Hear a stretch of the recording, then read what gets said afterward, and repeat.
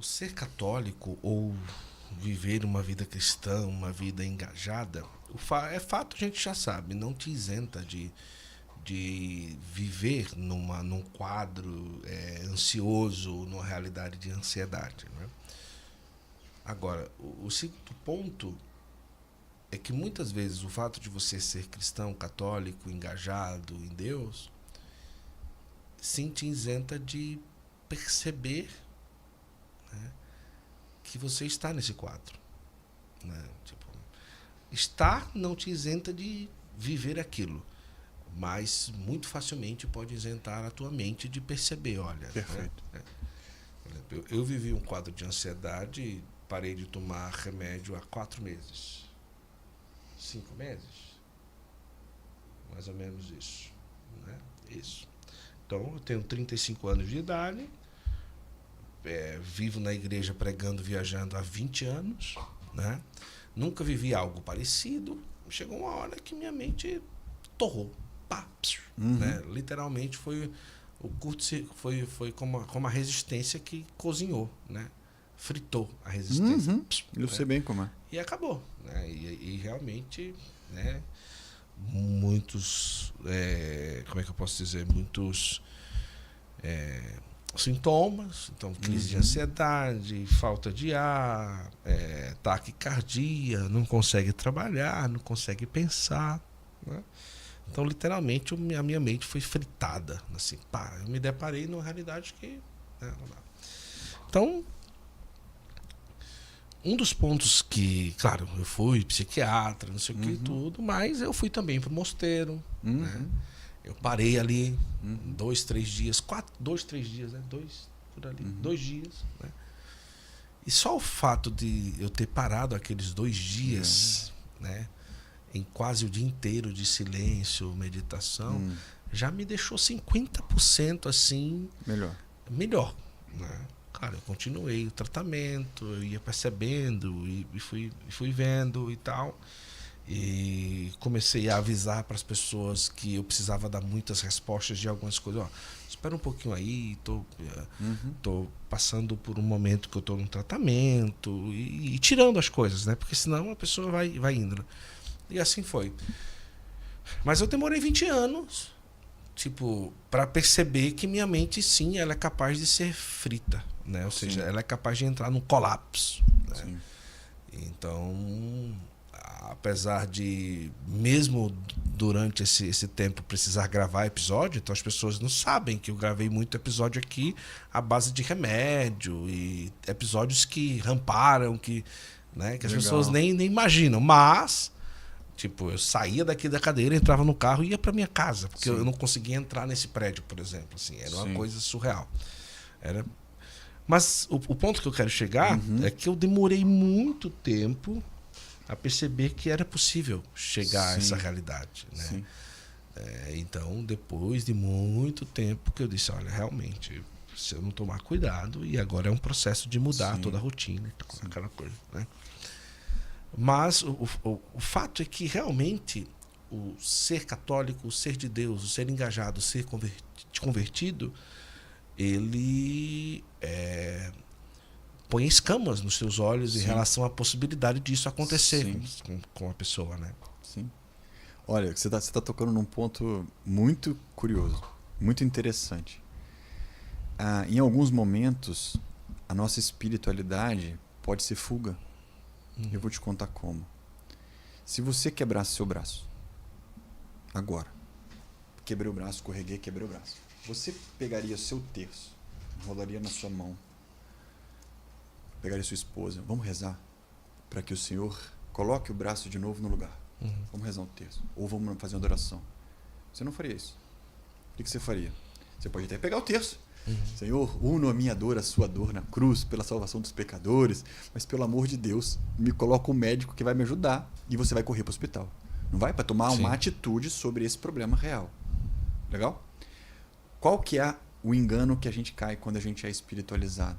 A gente acha que as nossas emoções, os nossos pensamentos são matéria espiritual puro. Entende? O mundo, ele polariza o interior. Ou é só emoção, esquece fé. Fé não vai te ajudar. Filho, o que você precisa de um psiquiatra, de um psicólogo, que também é necessário, claro. O remédio é necessário, você mesmo pode atestar isso. Ou então ele fala, não, só precisa de rezar. Vai rezar, filho, porque Deus pode colocar seus pensamentos no lugar, Ele pode curar a sua ansiedade assim. Só que para um pouco. Os pensamentos são uma combinação, é um fruto da natureza humana, que é material e espiritual, juntos. Por isso que cabeça fria e coração quente, entende? Por isso que é a técnica psicológica somada à graça de Deus. É como se Deus estivesse falando assim para você, ó. Enquanto você esperar em mim, enquanto você espera em mim, eu espero em você. Ele falou isso para mim. Senhor, eu espero em ti. O Senhor andou sobre as águas. O Senhor fez Lázaro voltar a viver. Cura minha ansiedade. Eu não deixei a ansiedade acontecer à toa. Por que Deus deixa a ansiedade acontecer? Para que você reveja a sua relação com os seus pensamentos. Não adianta. Você pode parar no mosteiro. Se você volta para a sua rotina e você não cura a sua relação com os seus pensamentos, é só uma questão de tempo. É só uma questão de tempo para acontecer de novo. Por isso que está todo mundo ansioso. Por quê? Porque a relação com os pensamentos não é objeto de pesquisa, não é objeto de dedicação. O que as pessoas procuram? Falar inglês, tocar violão, vou fazer mestrado, vou fazer pós-graduação, vou arrumar um outro emprego. Mas espera aí. Por que você não cuida do jeito que você se relaciona com seus pensamentos? Porque a voz dentro de você, lembra aquela que eu te falei, que só quer preservar a sua vida? Ela não deixa. É igualzinho quando você fala que você vai para academia. É igualzinho quando você fala que você vai passar a rezar um rosário em vez de rezar um terço. Ela coloca oposição. Aqui não, Juvenal. Aqui você não vai mexer em nada. Por quê? Porque você está vivo, não está? Estou fazendo um bom trabalho. Sai fora. Isso aqui é âmbito meu. Só que é por isso que Deus deixa a ansiedade. Por quê? Porque essa atitude da gente deixar governar pelos instintos egoístas, né? A palavra em Romanos diz que leva à morte, leva à tristeza, leva à depressão, leva à ansiedade. Nós temos que deixar o Espírito governar. É o Espírito que tem que governar a nossa vida, não nossos pensamentos negativos. Então, quando a gente muda essa relação, quando ele entra, ele deixa o negócio esquentar, a chapa ferver. Por quê? É por amor. Escuta, você vai viver uma vida ruim se você continuar se relacionando com seus pensamentos desse jeito. Só que você só vai fazer alguma coisa depois que alguma coisa acontecer, né? Que der alguma fritada, igual você falou. Aí você vai querer fazer alguma coisa. Então ele deixa. Ele deixa sob o domínio, sob o controle dele, sob o amor dele, para que você então procure não só ajuda médica, e é necessário, viu? Guto, é importante falar sobre isso, gente. O que acontece? Fazendo aqui uma breve explicação sobre como acontece a ansiedade. Os seus pensamentos, eles não sabem, o seu corpo não sabe distinguir se um pensamento é natural, é real ou se é imaginário. Tá? Se você pensa na sopa da sua avó, vai te trazer saliva à boca. Sim. Se você assiste um filme de terror, mesmo sabendo que é de terror, você vai ficar com frio na barriga e vontade de cobrir o rosto. Por quê? Porque a nossa mente não consegue identificar o que é real e o que é imaginário. Daí o que acontece? Preocupações, agitação, falta de silêncio interior. Problema. Visualizando desgraça, visualizando coisa que vai dar errado. É meu filho que está com problema, meu marido está com problema, não sei, o mundo está com problema, o governo está com problema, não sei o que. Derrete a mente. O sistema nervoso central, ele vai ficando desgastado. E aí ele entra em parafuso, né? O seu corpo, ele começa a te mostrar perigos que não existem. O que é a crise de ansiedade? Não é igual você teve. Coração palpitando. Bum, bum, bum, bum, bum. É o seu coração te dizendo, foge, filho. Foge. É por isso que ele está palpitando. Por quê? Porque ele quer jogar sangue para as extremidades e quer que você corra. É isso mesmo. Corre. Sai daí, que alguma coisa vai acontecer de ruim. Aí você olha para um lado, olha para o outro. Não estou sob ameaça nenhuma. Coraçãozinho, calma aí. Por que você está palpitando desse jeito? Mas é visceral, entende? Vem de dentro para fora. Porque está desregulado. A ansiedade, ela vem quando os pensamentos derretem o sistema nervoso central ou prejudicam o sistema nervoso central e aí desregula o corpo, desregula o sistema vagos, parasimpático, desregula tudo. Aí a pessoa não consegue se regular. Aí precisa de remédio. Precisa de remédio.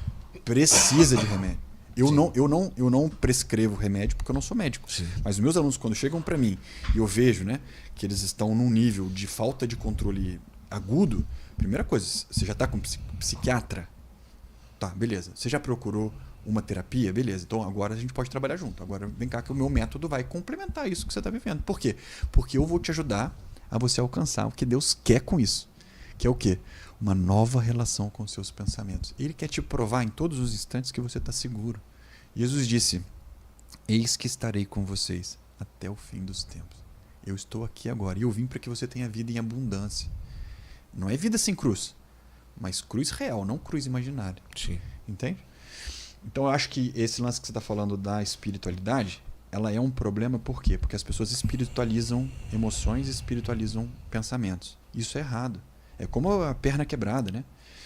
A ansiedade, ela é como a gente estava falando, ela é como a diabetes, por exemplo, né? Eu tenho diabetes, vamos supor. Senhor, me cura da diabetes, mas eu vou continuar tomando sorvete na hora do almoço, churrasco de tarde, feijoada de noite, antes de dormir eu vou comer pizza. Você não está colaborando com a graça de Deus, pô. Você reza e quer que Deus faça tudo sozinho? Você é nó cego, entende? A mesma coisa o enfisema pulmonar. Senhor, me liberta desse enfisema pulmonar, mas eu vou continuar fumando duas cartelas de cigarro por dia, tá, Senhor? Aí a gente força amizade com a graça, entende? E assim, eu vejo hoje esse lance da ansiedade, porque eu vejo como um sinal mesmo de Deus para que as pessoas refaçam a construção da relação com os próprios pensamentos. E isso só se faz na oração. Isso só se faz no silêncio. Entende? Oração só não basta, Guto. Olha o que eu vou te falar. Parece heresia, mas não é. E quem disse isso foi Jesus. Uhum. Lá no monte, no Jardim das Oliveiras, logo depois da passagem, né? Sim. Que eu li aqui. Eu Sim, escolhi ela depois, por causa né? disso, né? Pedro falou, eu vou contigo até onde Sim, vai sim, nada, sim. vai nada. Jesus pediu para eles assim, ó, vigiem comigo. Foi um momento de muita angústia de Jesus. E ele passou esse momento, eu tenho para mim que ele passou esse momento, está tudo relatado no Evangelho para que a gente entenda essa sabedoria. Ele estava em profunda agonia. Ele disse, a minha alma está triste de morte. Ele suou sangue. Tamanha era a agonia, porque ele estava visualizando o Calvário, né? E ele pediu para os apóstolos, vigiem comigo. Aí ele voltou, pegou os 3 dormindo. Vigiem comigo. Voltou, pegou os 3 dormindo de novo. Aí ele solta a frase que para mim é a fórmula de Jesus para a gente vencer a ansiedade. Tá? Não é a fórmula para todas as coisas. Para vencer a ansiedade. É específico.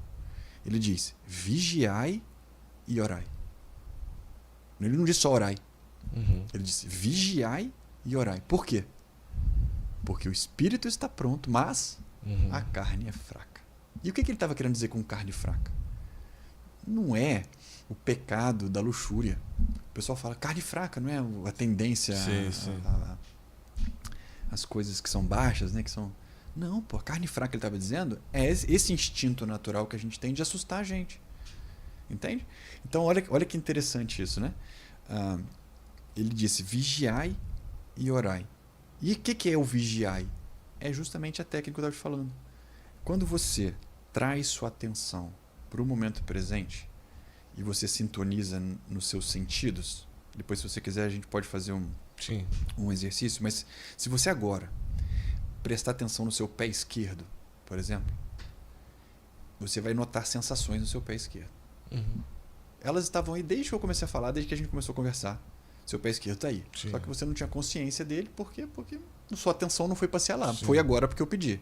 Certo? Mas quando você joga a sua atenção no pé e sente, os sentidos, eles estão no momento presente. O seu pensamento, sua imaginação vaga. Para o futuro, para o passado, te rouba do momento presente, lembra que a gente falou? Mas os seus sentidos estão aqui e agora. Não estão? Sim. Você não respira ontem, não respira amanhã, respira agora.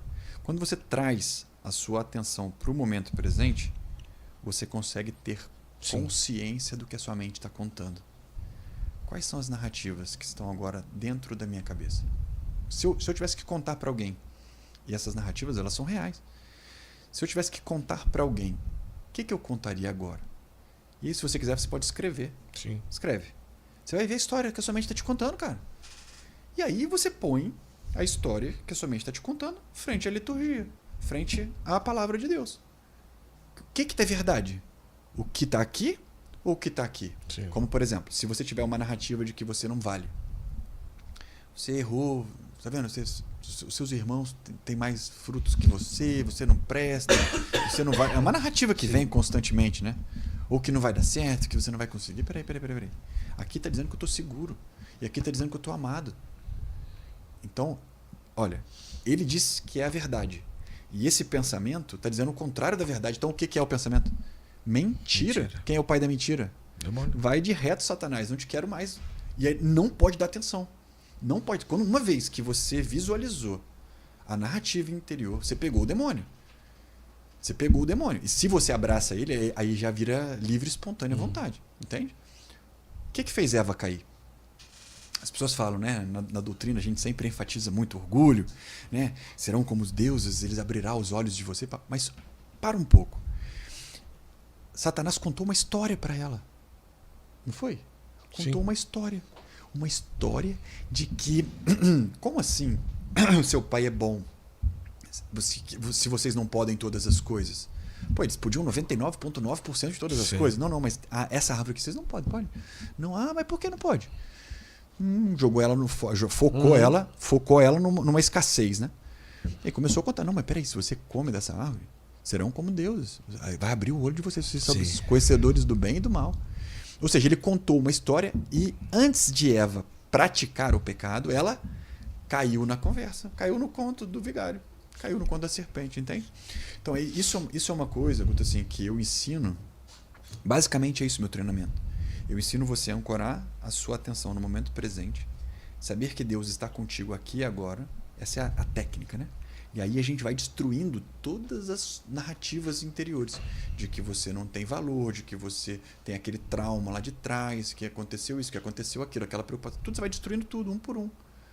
Não que aquilo se apague, mas ele perde poder sobre a sua vida. Porque o medo controla. A preocupação controla. A culpa controla. E você vai soltando esses controles, que é justamente o que Deus quer para a nossa vida. Que a gente não fique dominado por essas coisas, entende? Porque Ele quer que você tenha vida em abundância.